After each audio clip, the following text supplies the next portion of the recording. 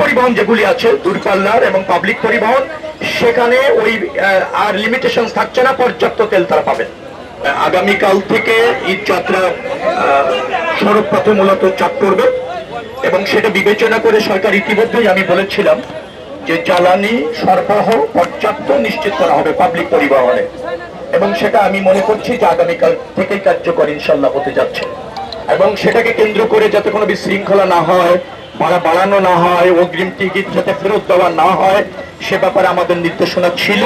আমি যতটুকু সর্বশেষ জেনেছি সেটা কার্যকর হচ্ছে এবং কার্যকর আছে।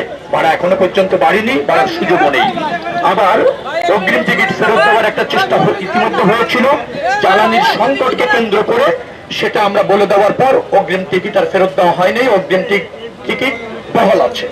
অর্থাৎ সড়ক ব্যবস্থাপনার জন্য পর্যাপ্ত প্রস্তুতি নেওয়া হয়েছে। সব মশার বিরুদ্ধে সুরক্ষা দিতে এলো বসুন্ধরা এক্সট্রিম অ্যারোসল, মশার বিরুদ্ধে এক্সট্রিম সুরক্ষা।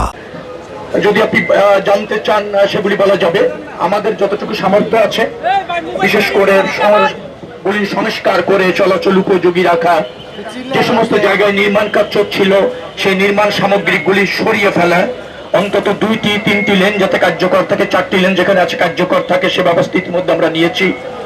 আমরা ধরেন যে সমস্ত পাম্প আছে মহাসড়কে, সেই সমস্ত পাম্প আগামী ঈদের আগে 7 দিন, ঈদের পরে 5 দিন 24 ঘন্টা খোলা থাকবে, সেটা আমরা নিশ্চিত করেছি। আমরা ইসের জায়গায় যে সমস্ত 260টি স্পটকে আমরা চিহ্নিত করেছি যেখানে যানজট হওয়ার সম্ভাবনা থাকে এবং অতীতে হয়েছে, সেটাকে চিহ্নিত করে হাইওয়ে পুলিশ, বিআরটিএ, আমাদের পরিবহন সেক্টরের সাথে যারা জড়িত স্থানীয় পুলিশ, জেলা প্রশাসক, পুলিশ সুপার, তাদের সমন্বয়ে ওই 260টি স্পটে যাতে কোনো যানজটের তৈরি না হয় তার পর্যাপ্ত ব্যবস্থা, নিয়ন্ত্রণ ইত্যাদি ইত্যাদি ব্যবস্থাপনাটা আমরা নিশ্চিত করেছি এবং সেখানে সার্বক্ষণিকভাবে কাজ চলছে। তো সবকিছু মিলিয়ে আমাদের কাছে মনে হচ্ছে যে আমরা একটা ভালো যাত্রা, জনবান্ধব বলতে চাই, স্বস্তির যাত্রা, আরামদায়ক ভ্রমণ, নির্দিষ্ট সময়ে যাত্রীরা যাতে গন্তব্যে পৌঁছাতে পারে, বাড়িতে পৌঁছাতে পারে, উদ্বিগ্ন না হয়, ঘন্টা পর ঘন্টা সড়কে যাতে আটকে না পড়ে, সেটার জন্য সরকারের মনোযোগ রয়েছে, সর্বাত্মক মনোযোগ রয়েছে, প্রধানমন্ত্রীর নির্দেশ রয়েছে এবং এর সাথে যারা স্টেক হোল্ডার জড়িত আছে তাদের সবাইকে নিয়ে সমন্বিতভাবে আমরা কাজ করছি। আশা করছি যে আমাদের সফল হওয়ার যে চেষ্টা আছে সেখানে কোনো ব্যত্যয় ঘটবে না।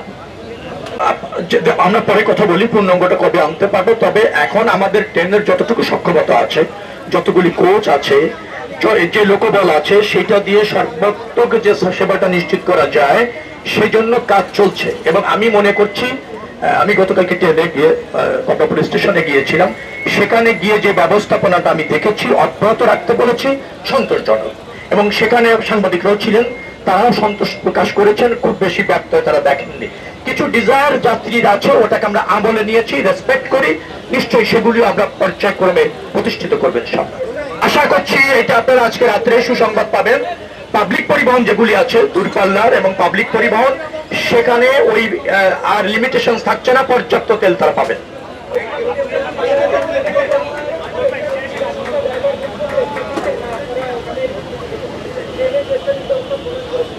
না না, যাত্রীদের উপর কোনো কিছু আপাতত বর্তাচ্ছে না। আমরা এটাকে আরো একটু বিচার বিশ্লেষণ করে কিভাবে অ্যাকোমোডেট এবং অ্যাডজাস্ট করা যায় সেটা বলবো। তবে যাত্রীদের উপর এই ঈদ উপলক্ষে ভাড়া বাড়া অথবা অতিরিক্ত কোনো কিছু চাপিয়ে দেওয়ার কোনো সুযোগ কারো থাকছে না। আমরা এটা কঠোরভাবে মনিটরিং করছি।